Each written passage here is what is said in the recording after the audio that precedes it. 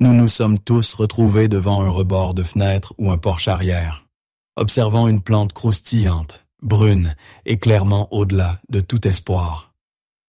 Vous regardez ce basilic mort ou cette fougère fanée, et la première chose que vous faites est de vous blâmer. Vous vous dites que vous êtes oublieux. Vous vous dites que vous n'avez tout simplement pas la main verte ou que vous êtes trop occupé pour garder quoi que ce soit en vie. Vous supposez que la différence entre les gens qui ont des maisons verdoyantes et ceux qui tuent des cactus est une sorte d'intuition magique ou une discipline supérieure. Je veux que vous abandonniez cette culpabilité dès maintenant, car ce n'est pas un échec de caractère. C'est simplement un échec de mécanique. On nous a appris à arroser les plantes d'une manière qui va à l'encontre de la physique. Et quand vous luttez contre la physique, vous finissez par perdre. La façon dont la plupart d'entre nous apprenons à prendre soin d'une plante est une tâche basée sur un calendrier. Nous pensons « Je dois arroser ça le mardi et le samedi ». Nous versons une tasse d'eau dans le haut du pot, la regardons s'infiltrer et nous nous éloignons en ayant le sentiment d'avoir fait notre travail. Mais pensez à ce qui se passe réellement à l'intérieur de ce pot. Lorsque vous versez de l'eau par le haut, la gravité prend le dessus immédiatement. L'eau s'écoule à travers le sol, suivant souvent le chemin de moindre résistance. Elle s'accumule au fond ou s'échappe par les trous de drainage. Pendant quelques heures, le sol est détrempé, souvent trop humide. Les racines se noient, incapables de respirer parce que l'eau a déplacé tout l'oxygène. Puis, au cours des jours suivants, la gravité et l'évaporation font leur travail. Le sol s'assèche de haut en bas, en bas. Au moment où le mardi revient, le sol est sec comme un os et les racines sont assoiffées. Nous faisons subir à nos plantes un cycle constant de festin et de famine. Nous les noyons, puis nous les déshydratons, et nous nous attendons à ce qu'elles prospèrent. Ce n'est pas ainsi que la nature fonctionne. Dans le sol, une terre plus profonde retient l'humidité de manière constante pendant des semaines ou des mois. Les racines s'étirent pour la trouver. Elles boivent quand elles ont soif, pas quand nous décidons de verser de l'eau douce. Lorsque vous essayez de reproduire la terre dans un petit pot en plastique, vous perdez ce tampon naturel. Vous demandez à un très petit système de dépendre entièrement de votre mémoire et de votre emploi du temps. Mais la plante ne se soucie pas de votre emploi du temps. C'est pourquoi nous devons cesser de penser à l'arrosage et commencer à penser au pompage par capillarité. Nous devons cesser d'agir comme un serveur remplissant un verre et commencer à penser comme un ingénieur construisant un réservoir. Les ingénieurs ne se fient pas à la mémoire pour maintenir les systèmes en marche. Ils se fient à des principes physiques fiables, qui fonctionnent, qu'ils surveillent ou non. Nous allons examiner un principe appelé action capillaire. Cela semble technique, mais c'est en fait la même force simple qui permet à une serviette en papier d'absorber un déversement ou à un chêne massif de tirer l'eau de ses racines jusqu'à ses feuilles les plus hautes contre l'attraction de la gravité. Nous allons mettre en place un système où ce n'est plus vous qui décidez quand la plante boit. Nous allons confier ce contrôle à la plante elle-même et à un simple morceau de corde en coton. Ce n'est pas une astuce pour quand vous partez en vacances. C'est un changement fondamental dans la façon dont vous gardez votre jardin en pot en vie, passant d'une tâche exigeante à un système autorégulé qui fonctionne tout simplement.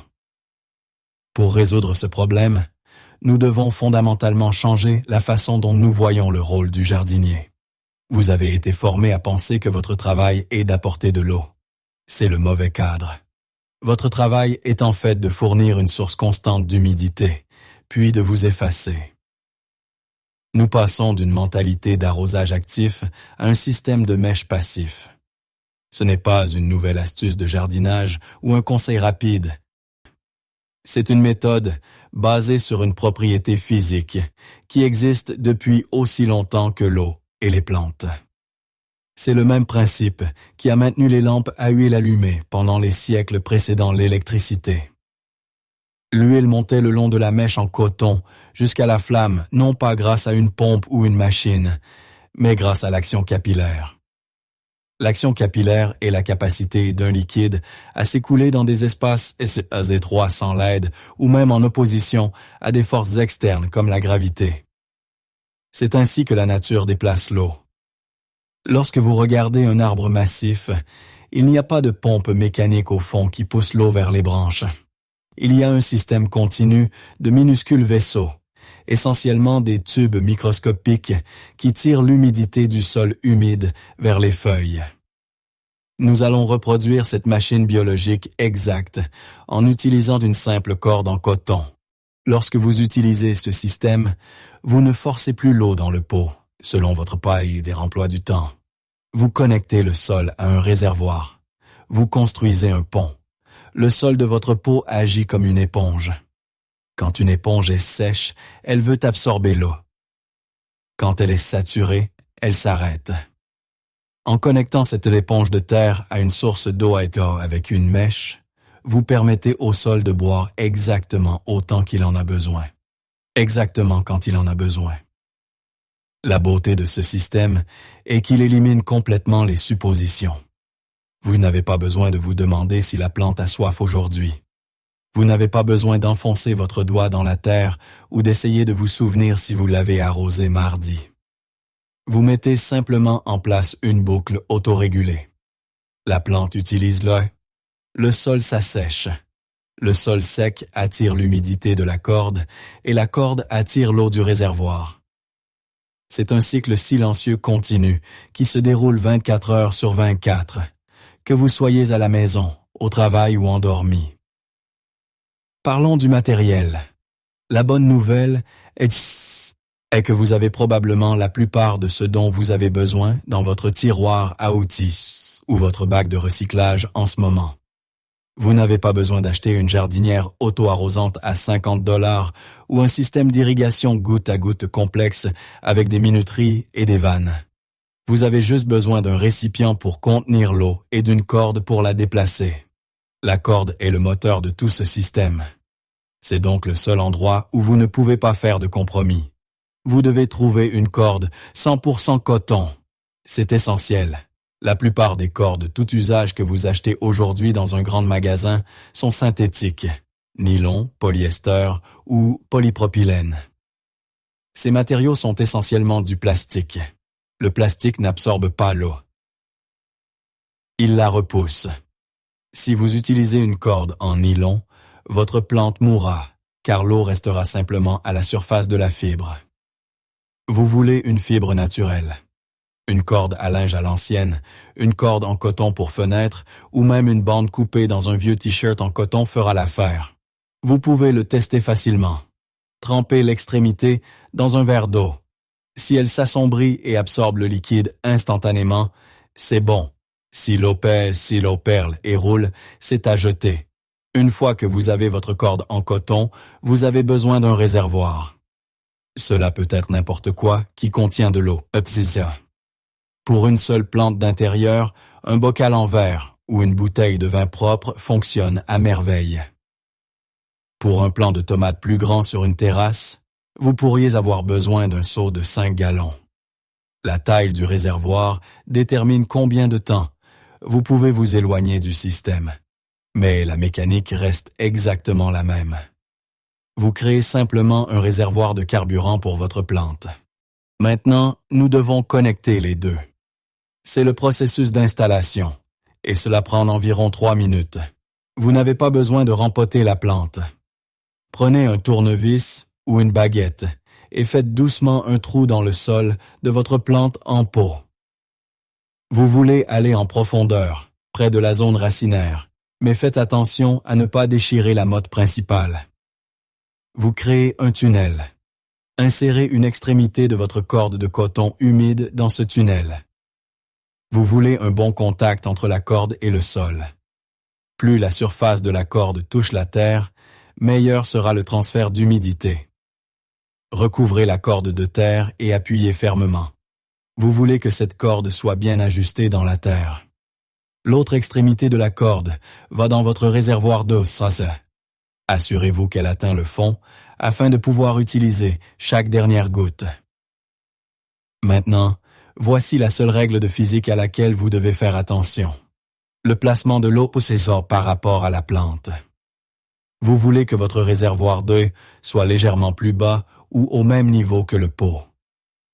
Si vous placez le seau d'eau sur une étagère au-dessus de la plante, la gravité prendra complètement le dessus et vous créerez un siphon. L'eau s'écoulera de manière incontrôlable, inondant votre plante et faisant un désordre sur le sol. Nous voulons un pompage par capillarité, pas un siphonnage. En maintenant le niveau d'eau en dessous de la ligne du sol, vous forcez l'eau à monter le long de la corde. Cela garantit que l'eau ne se déplace que lorsqu'une force sèche la tire, ce qui est exactement ce que nous voulons. Maintenant que votre corde est enterrée dans le sol et que l'autre extrémité repose dans l'eau, le système est actif. Vous ne verrez rien bouger. Vous n'entendrez aucune pompe ronronner. Mais à l'intérieur de ce pot, une conversation silencieuse et invisible a lieu entre le sol et Zéo. C'est la partie qui surprend généralement les gens, car nous sommes habitués à la force.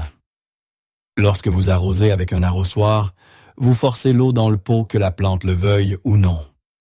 Vous inondez le système. Cette méthode est l'opposé. Elle repose sur le principe que la nature recherche l'équilibre. Pensez au sol de votre pot comme à une éponge sèche. Quand le sol est sec, il a une tension élevée. Il a soif. Il attire physiquement l'humidité vers lui. Parce que votre corde de coton est saturée d'eau du réservoir, le sol sec commence à boire de la corde. Il absorbe l'humidité des fibres de coton. Au fur et à mesure que le vieil quitte le hall de la corde pour entrer dans le sol, la corde s'assèche légèrement. Cette sécheresse crée un vide qui aspire plus d'eau du réservoir en dessous pour la remplacer. C'est une réaction en chaîne continue. Molécules d'eau tirant, molécules d'eau remontant la ligne. Voici la partie la plus critique et la raison pour laquelle ce système est supérieur aux soins humains. Il sait quand s'arrêter. Lorsque vous versez de l'eau, vous ne savez pas quand le sol est satisfait. Vous devinez. Mais la corde sait. Au fur et à mesure que le sol devient humide, sa tension diminue. Un sol humide n'attire pas l'heure.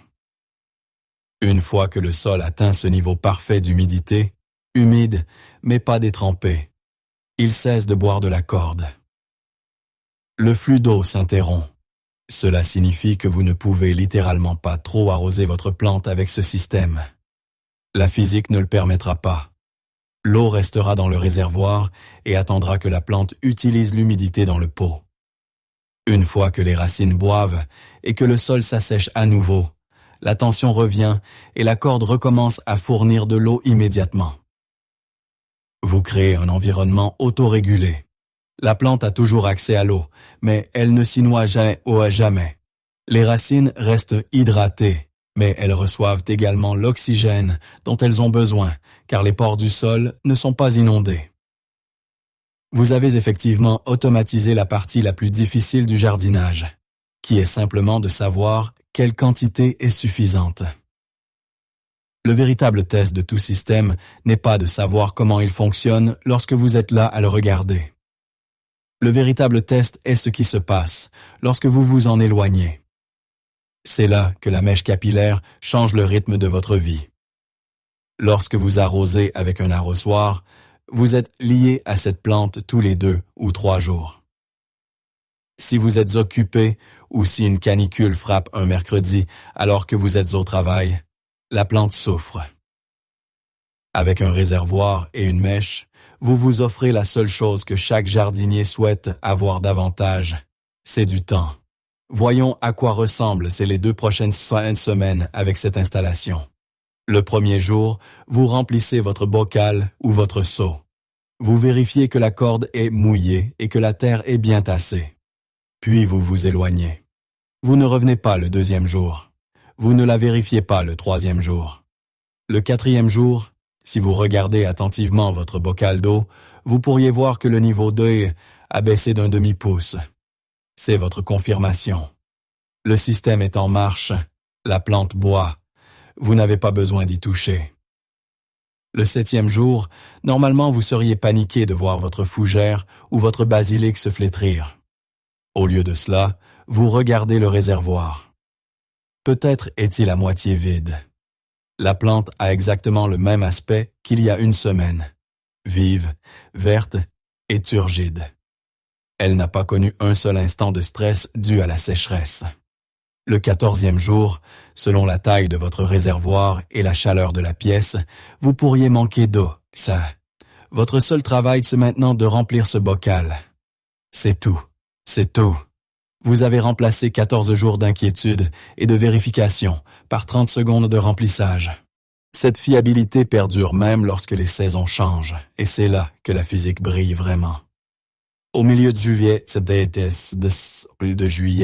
quand l'air est chaud et que le soleil tape, votre plante transpire davantage. Elle transpire comme vous. Le sol s'assèche plus vite. Parce que le sol s'assèche plus vite, la tension augmente et la corde tire l'eau plus rapidement. Le système s'accélère automatiquement pour s'adapter à la chaleur. Vous n'avez pas à le calculer. Au cœur de l'hiver, quand la lumière est faible et que la plante entre en dormance, elle boit très peu. Si vous l'arrosiez à la main, vous l'arroseriez probablement trop pendant ces mois, ce qui entraînerait la pourriture des racines. Mais avec la mèche, le sol reste humide pendant des jours sans attirer de nouvelle eau, car la plante n'en demande pas. Le système ralentit automatiquement. Il comble l'écart entre les saisons sans que vous ayez à ajuster un cadran ou à changer une minuterie. Vous travaillez avec le rythme naturel de la plante plutôt que d'essayer de lui imposer votre propre emploi du temps. Le véritable avantage de ce système n'est pas seulement une plante plus verte, c'est un esprit plus serein. Lorsque vous supprimez l'anxiété quotidienne de « ai-je arrosé ça ?» ou « est-ce qu'il flétrit parce qu'il a soif ou parce que je l'ai noyé ?» vous changez entièrement votre relation avec votre jardin. Vous cessez de considérer vos plantes comme une liste de corvées et commencez à les voir comme une partie vivante de votre maison qui prend soin d'elle-même. Pensez à la charge mentale que vous portez. Nous avons tous une douzaine de choses en tête. Les délais de travail, les besoins familiaux, les réparations domestiques. Garder une plante de basilic en vie ne devrait pas être une autre source de stress. Lorsque vous installez un système de mèche, vous déléguez essentiellement cette inquiétude à un morceau de corde en coton et aux lois de la physique. Vous pouvez entrer dans la pièce, jeter un coup d'œil au niveau d'œil dans le bocal à 1,5 mètre de distance et savoir instantanément que tout va bien. Vous n'avez pas besoin de toucher la terre. Vous n'avez pas besoin de soulever le pot pour voir s'il est léger. Un coup d'œil et vous continuez votre journée. Cette stabilité est tout aussi importante pour la plante que pour vous. Les plantes n'aiment pas les surprises. Elles prospèrent grâce à la constance. Dans la nature, les racines profondes ont accès à une humidité qui change très lentement sur des semaines ou des mois. Dans un pot typique, nous les forçons à vivre sur des montagnes russes, inondées une heure, sèches comme un os 2 jours plus tard. Cette fluctuation constante met la plante en mode survie. Elle dépense toute son énergie à se remettre de la dernière sécheresse ou à lutter contre la pourriture des racines plutôt qu'à produire des fruits ou des feuilles. Avec une mèche, vous donnez à cette plante la stabilité de la terre. Le niveau d'humidité reste constant heure par heure. Les racines ne paniquent jamais. Elles n'ont jamais à se rétracter pour conserver de l'énergie. Parce qu'elles ont un approvisionnement en eau stable et fiable, elles peuvent consacrer toute leur énergie à la croissance. Vous remarquerez que vos plantes ne survivent pas seulement. Elles deviennent robustes. Elles ont l'air différentes, plus stables, plus fortes, plus résilientes. Ce n'est pas parce que vous avez acheté un meilleur engrais, c'est parce que vous avez arrêté de les choquer. Cela crée un cycle de succès. Lorsque vos plantes sont saines et prévisibles, vous voulez en cultiver davantage. Vous commencez à voir que vous pouvez réellement cultiver votre propre nourriture, même s'il ne s'agit que d'herbes sur un rebord de fenêtre ou d'une tomate sur le balcon. Vous devenez moins dépendant de l'épicerie pour ces petites choses. Non pas parce que vous êtes devenu un maître jardinier du jour au lendemain, mais parce que vous avez éliminé le plus grand point de défaillance. Vous avez remplacé la chance par un système. Et ce système vous donne la confiance de savoir que si vous plantez une graine, elle sera réellement là pour vous nourrir dans 2 mois. Je ne vous demande pas de sortir et de replanter toute votre terrasse ce week-end. En fait, je vous le déconseillerais. Lorsque nous essayons de tout changer en même temps, nous nous sentons généralement dépassés et abandonnons. C'est ainsi que nous nous sommes retrouvés dans ce désordre de surconsommation et de sous-entretien en premier lieu. Le vrai changement dans le jardin, tout comme à la ferme, se produit une petite expérience réussie à la fois. Alors, voici mon invitation à vous. Trouvez la plante de votre maison qui a le plus de mal. Peut-être est-ce que ce spathiphyllum qui se flétrit tous les 3 jours, ou les herbes sur le rebord de la fenêtre qui sont croustillantes sur les bords. Prenez cette seule plante. Trouvez un bocal en verre propre dans votre bac de recyclage. Coupez un morceau de cordon en coton. Prenez les 5 minutes nécessaires pour installer cette mèche. Ensuite, ne faites rien. Observez simplement. Marquez le niveau d'eau sur le côté du bocal avec un morceau de ruban adhésif ou un marqueur. Vérifiez-le demain. Vérifiez-le le jour suivant. Lorsque vous verrez ce niveau d'eau baisser, même d'une fraction de pouce, vous sentirez un changement. Vous réaliserez que pendant les dernières 24 heures, pendant que vous dormiez, travailliez ou dîniez, ce simple morceau de corde travaillait pour vous. Il maintenait une chose vivante sans que vous ayez à lever le petit doigt. C'est le moment où l'anxiété disparaît. Vous verrez que vous n'avez pas besoin d'être un maître jardinier pour avoir une maison verte. Vous avez juste besoin de comprendre un peu la physique et d'avoir la patience de laisser la nature faire ce pourquoi elle a été conçue. Une fois que vous le verrez fonctionner sur un bocal, vous saurez exactement quoi faire avec le reste. Mais pour l'instant, commencez juste par un. Si ce simple changement de mécanique modifie votre façon de voir la vie dans votre maison, veuillez vous abonner et aimer la chaîne. Nous découvrons les lois naturelles et la sagesse oubliée qui nous aident à prospérer avec la nature. Construisons un avenir plus résilient ensemble. La prochaine découverte vous attend.